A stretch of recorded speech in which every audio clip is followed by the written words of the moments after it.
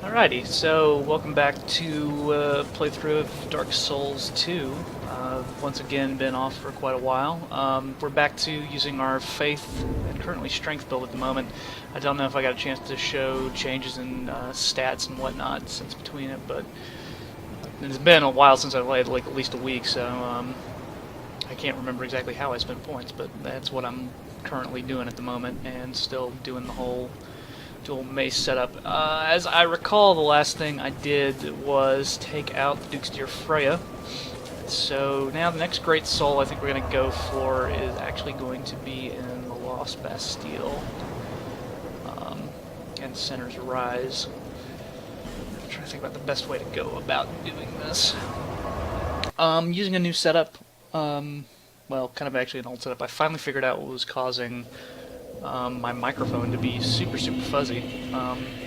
Before I was just using shadow play for the video, and I was doing Audacity for the audio, and then it turned out it was like something with my microphone about using the USB supply off of my computer was making it so that it was just a lot of static.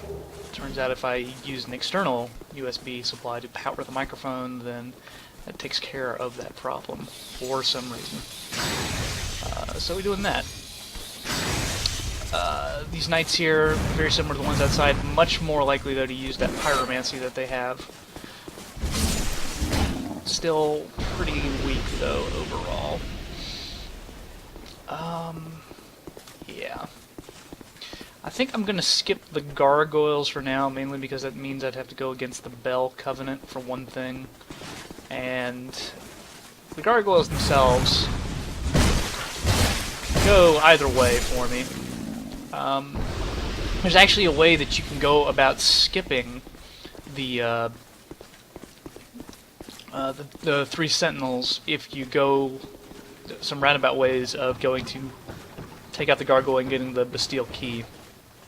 I'm trying to remember what you use the Bastille key for, though, other than opening an extra door. That I cannot remember for the life of me. And in here we have Skeleton. A lot of stuff's happened since I last did this. In fact, like this playthrough is serving almost more like a podcast in a way, since the typical Pixel Loadout podcast stuff is off for the summer, because that all uses the college radio station at the moment. First, probably most relevant, is the Dark Souls 2 DLC got announced, along with the Season Pass, which is I'm pretty excited about, because more content, I think, is always good. I know there are a lot of people out there who absolutely despise DLC, and I can understand that mentality, especially when you have some companies doing just costumes or day one DLC. It gets a bad rap. For me, DLC has always been sort of like the evolution of the expansion pack, or just the expansion of a game, similar to how Brood War came out from the original StarCraft, and I loved Brood War. When the term DLC was first thrown around, I first heard about it in Oblivion for Elder Scrolls, and yeah, that was Horse Armor is of course infamous. But where I feel like it was done right was with Fallout 3, where it was all this content that was created post-game that just added more and more story to it. And I bought every single one of those as soon as they came out, and I absolutely loved them. Even Operation Anchorage with its, taking away all of your equipment and super janky, broken stealth suit, which just made the game way too easy. But yeah. So, when it comes looking at how Dark Souls 1 did DLC, I felt like it told a really good story. That... Oh, whoa. I didn't see that guy. Too busy... anyways, yeah. People were wondering, after Dark Souls was released, and some of the lore started being speculated, things about Artorias and whatnot. And they got their answers pretty much, from that. Granted, there was a lot of that content that was originally planned for the game and had to be cut at the last minute. You can see early files. If you look at Hellkite Drake's channel, at least I think Hellkite Drake's channel used to have a lot of this info, but I think he at one point wiped most of his videos and remade his channel. So, yeah, I'm not entirely sure about, but, do I have, yes, I do have a branch. Anyways, what was I saying? He had some stuff looking at the in-game assets that used to be Chester, as well as you can look at the art book. EMP's gone over that. Still a bit stiff, I'm afraid. I must thank you, young traveler. I am Strayed, a wandering sorcerer of sorts. I've been a guest for a very long time, but I don't think that anybody will miss me.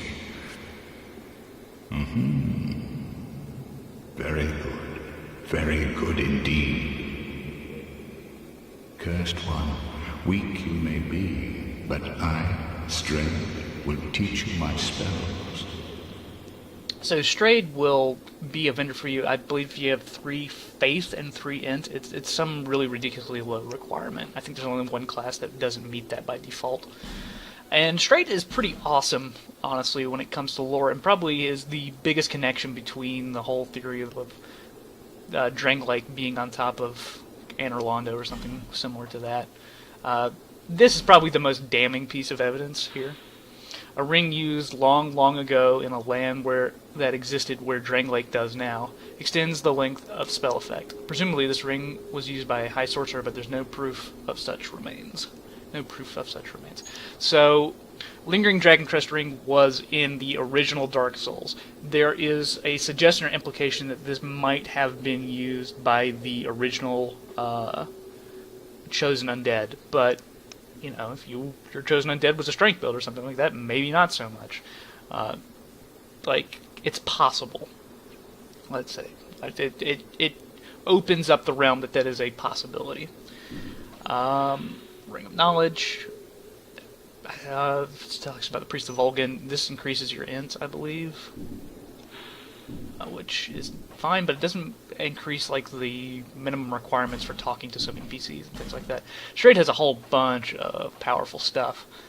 People love Flame Swath, Lingering Flame, a little less so, but Flame Swath is like a standby for a lot of pyromancers. Not so much stuff, really, I think, for miracle users. He is also a boss soul trader. And we were talking about, a while back, using the Barbed Club at some point, so I'm going to go ahead and pick that up. And this is, of course, where you get the Dragon Rider bow if you need to use that, and for a lot of builds, I think it's good, like I've said before. I think it's if you trade in 4 boss souls. I think I have 4, so let's go ahead and get that. Let's get Mythas and... Feeble, cursed one. Strayed's always so angry. Do you really think you can manage the glories that are my spells? I've got some more souls I can spend.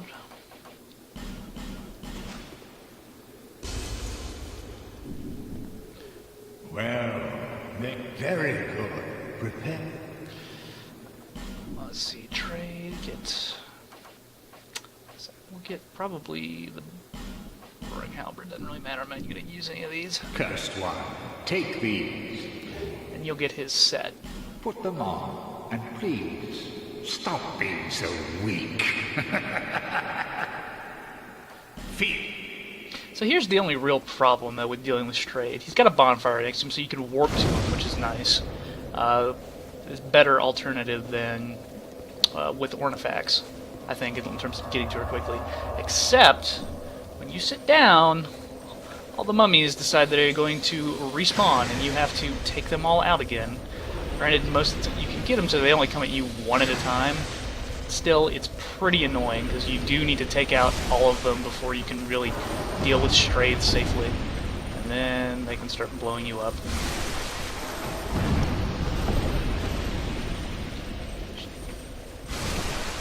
So that's kind of a pain. I believe you can use the key here. From the gargoyles, you can use the key there. Don't really understand the purpose of that key, though, honestly, because you can just come downstairs, open this gate, no problem.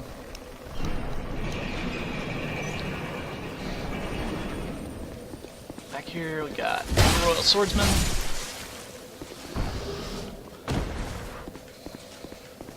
And here you're gonna want to run, because if you look up, you can see 3 archers, all with crossbows. These will ruin your day. This will bring us to Center's Rise.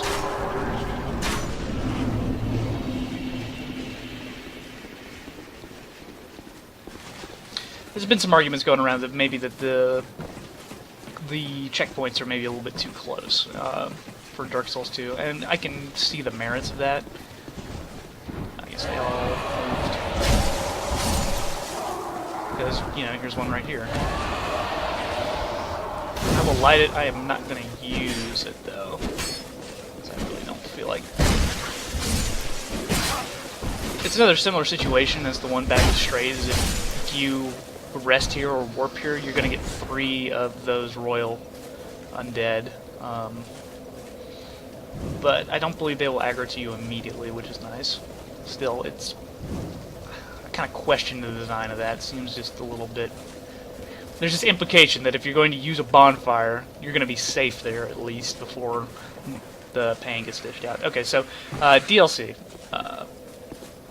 I thought the stuff for the Artorias was pretty good, and what they have previewed so far looks, like I said, we've only seen about a minute or so, but it looks interesting, to say the least. A lot of guys here, honestly, you can probably just dodge all of them. It's going to be 3 episodes. They've announced a season pass, which I'm glad at least that they have shown off some of the stuff we're going to get before even like selling out a season pass. Like you look at Watch Dogs, for example, had all that pre-order shenanigan stuff going on, but they announced a season pass, and I have no idea what kind of stuff actually comes with the season pass at all. This presumably more story content. People wrote the guides call these enhanced undead, and there's some story stuff to suggest that Aldia has a large part to play these, and that there are elements of dragons part of them.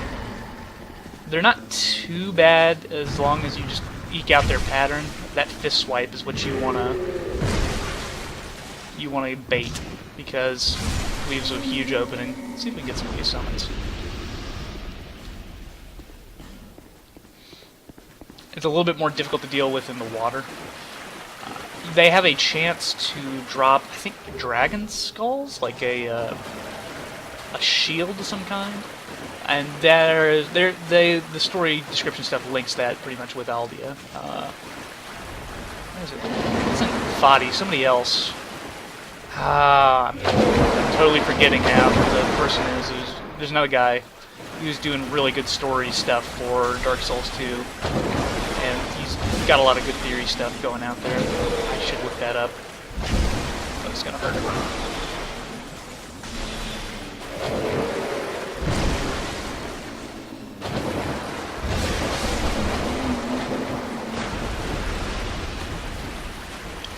This is the other place down here, which, as we get a little bit further, I'll show you, where the Bastille Key...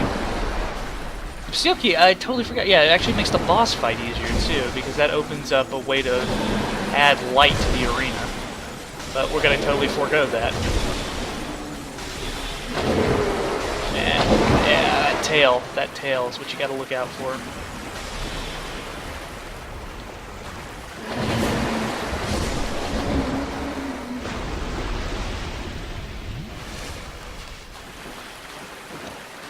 So if you've got the Bastille Key, you can use these doors up top in order to get to the next area. which will save you having to fight a ton of these mummies. Otherwise, there are a bunch down in the middle area that you're just going to have to take care of, mainly because as soon as you use the bolt that opens the door, it's going to wake them all up, and they're all going to come for you. We are going to be able to deal with it, though. I guess Bastille Key is probably also used there. So if he hangs back and gives us support, we should be alright.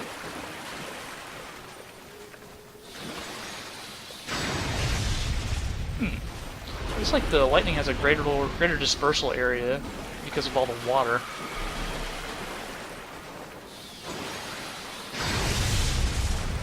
Here we go.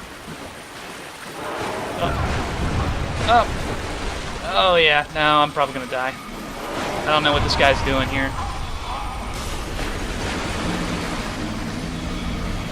It didn't seem like he was aiming at all.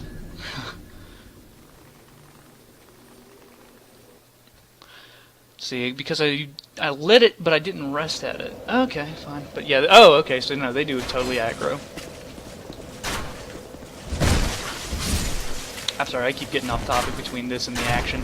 The DLC. First episode, I believe, comes out in sometime this month, sometime in June. But it's all the deal with 3 different crowns that Vendrick possessed at one point. The most obvious one that is easy to see reference from other stuff. I've probably got a lot of humanity, don't I? Is the Iron King's crown, which of course we already deal with,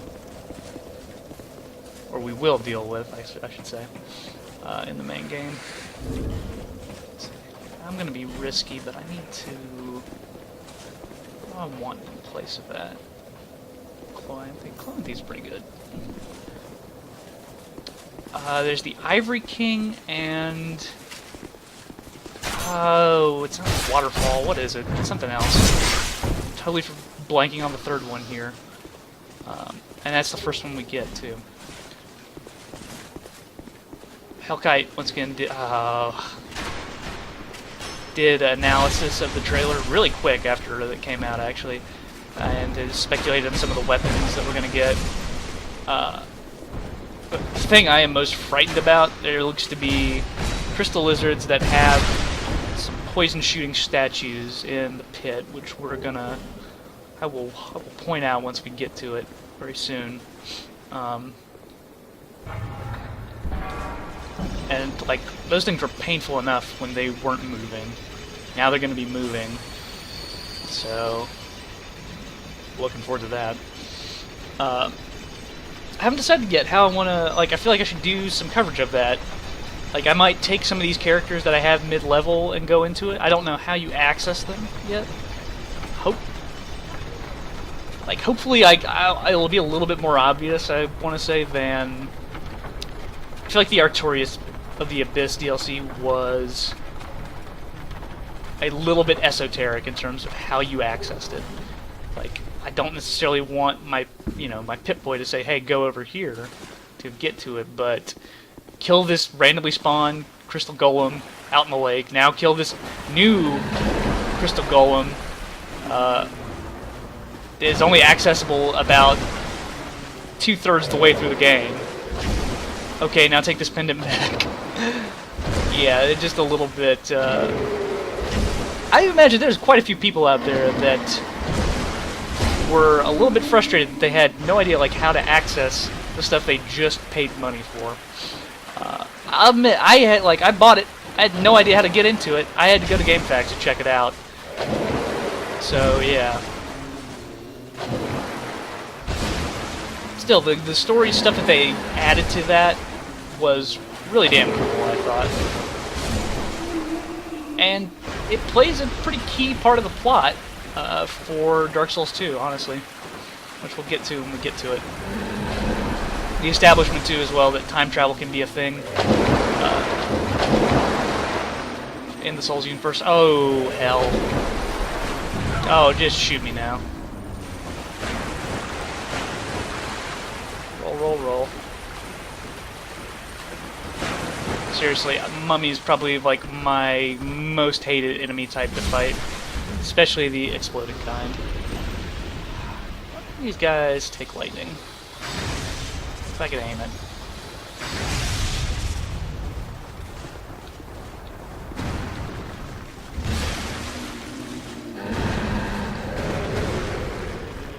That works.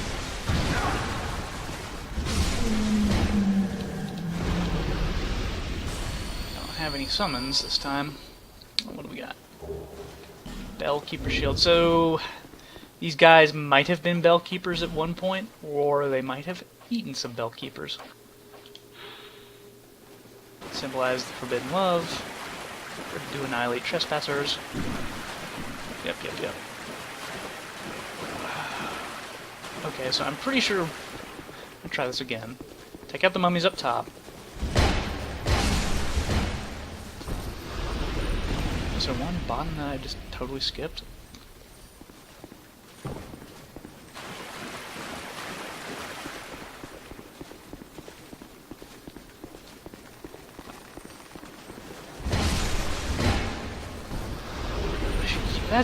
I don't think they react to alluring skulls, but I'm gonna try. In fact, I was watching a German spy do some interesting stuff with alluring skulls for the chariot boss fight in Huntsman Cops, which I want to give it a shot myself sometime. He's very creative with item usage.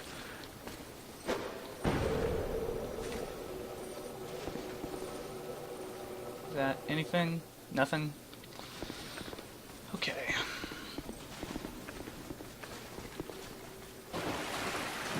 So let's not go to the second set of doors. Let's get there's one. Then we check out everything in this set here.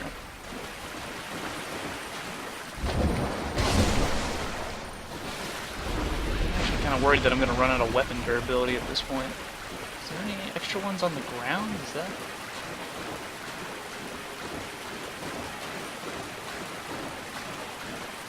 Yes, there we go.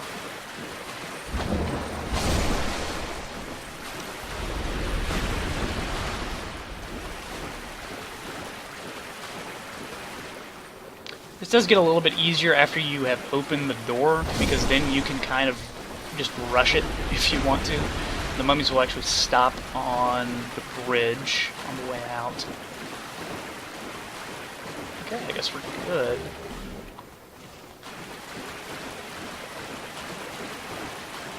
Hopefully we can get a little bit of summon help. I am not above using summon help.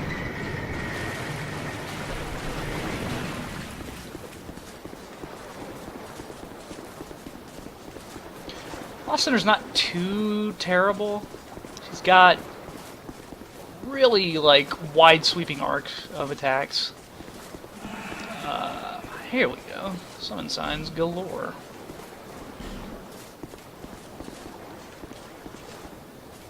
Up here, though, is where you can use the Bastille key to light the torches. Because during the fight, lock-on range actually is reduced because there is very little light in the arena, which we'll show off now.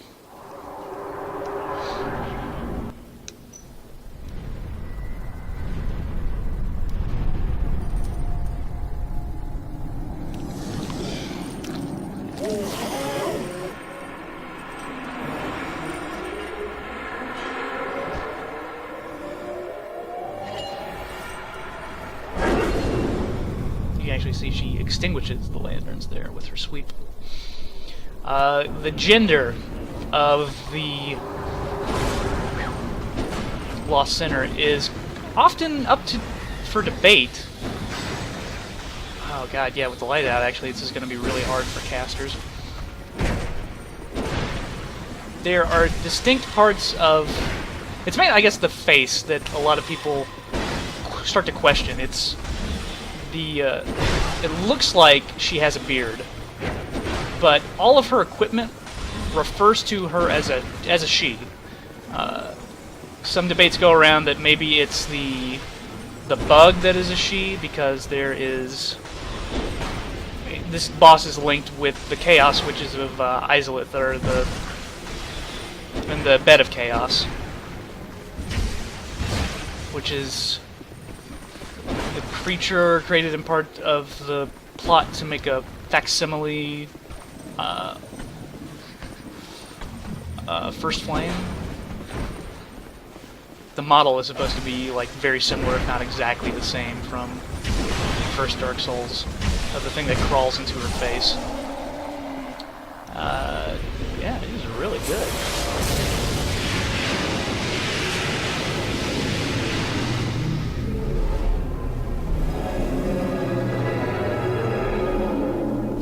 New Game Plus, you actually have to deal with some pyromancers that are supposed to be representative of the Witches of Izalith, so it makes the fight much more interesting.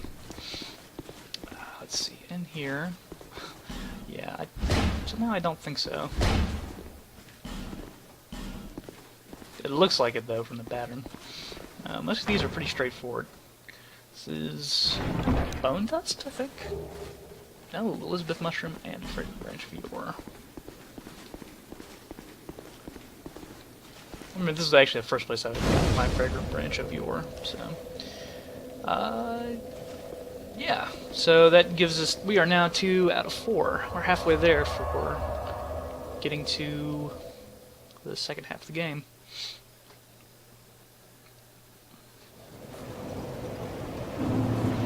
So I guess go ahead The and level soul and the curse are one and the same.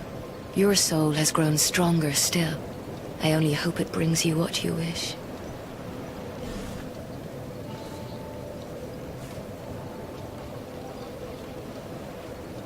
So I think I have effectively 40 faith right now because of the helm I'm wearing, if I'm not mistaken, but I totally could be. Next after that, don't need int. Let's look at the Bard Club real quick.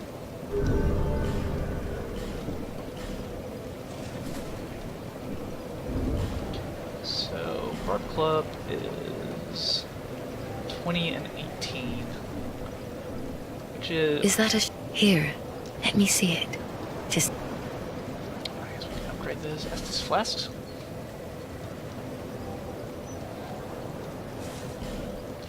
But... yeah, so I think it's like double C, but like it's supposed to be some sort of weird interaction when you infuse it, so...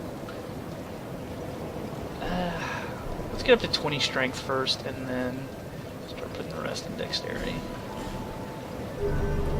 I'm fine with that, and I've got soul vessels if I want to remake it. Something else I need to go check real quick. So,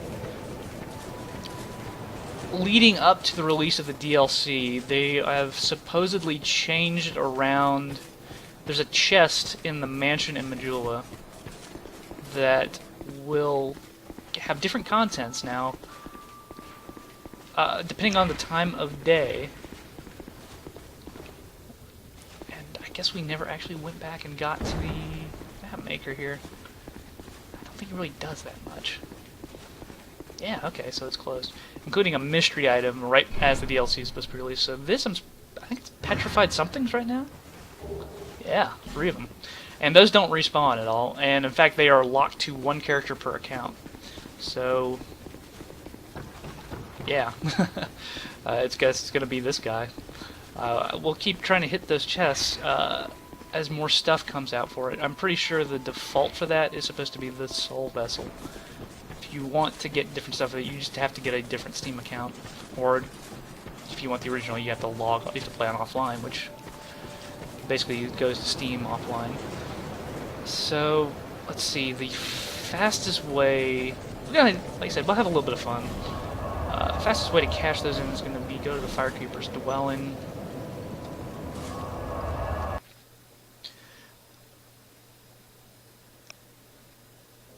Because I'm pretty sure I did not actually show off the crows at all. Crows are once again present really early in the game.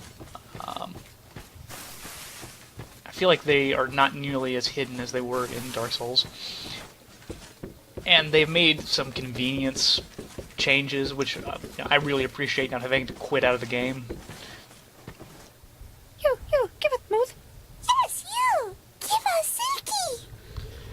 fact, you can actually drop multiple stuff off. You can't drop them in stacks, you have to drop them singular, and you want to make sure you use the leave command.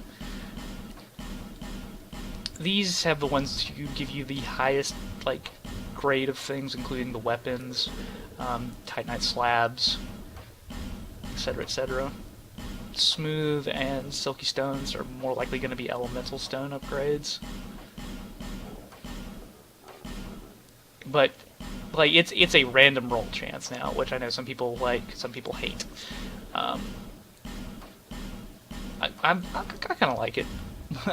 For me, like what ended up being perfect for me is I made a Castlevania build. Named Simon Belmont. I was going to use whips. I start with the Petrified Something as my starting gift, and I get the Old Whip, which is incredibly powerful.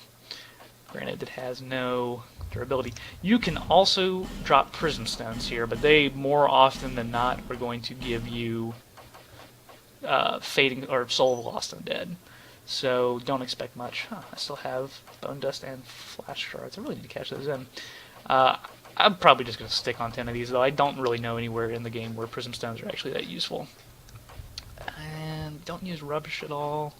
Is there anything else that was around? Oh well. Yeah. So nice, so smooth. Yeah. Silky smooth. So, yeah. And now they all get traded, so Twinkling, Trident. Yeah. I gotta use that in a sec, so Twinkling, Slab,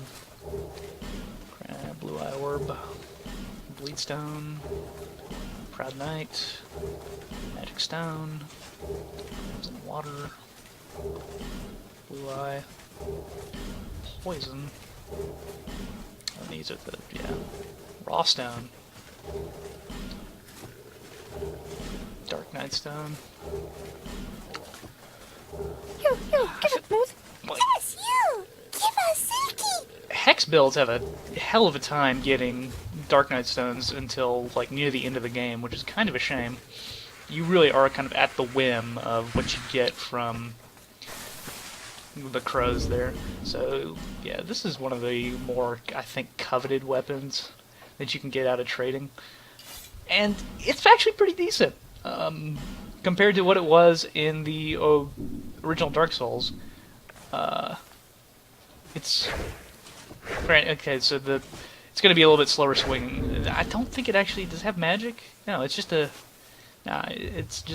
agility or dexterity scaling weapon. But let's see, and then it's got that nice spin. But the real thing where this shines, of course, is the dance. I think I'm dancing slower, actually, because I don't meet the stat requirements. Yeah. If you do meet the stat requirements, though, that actually buffs other players around you to deal more damage, and I think take more damage, so that's always good, but I always see that used as a taunt.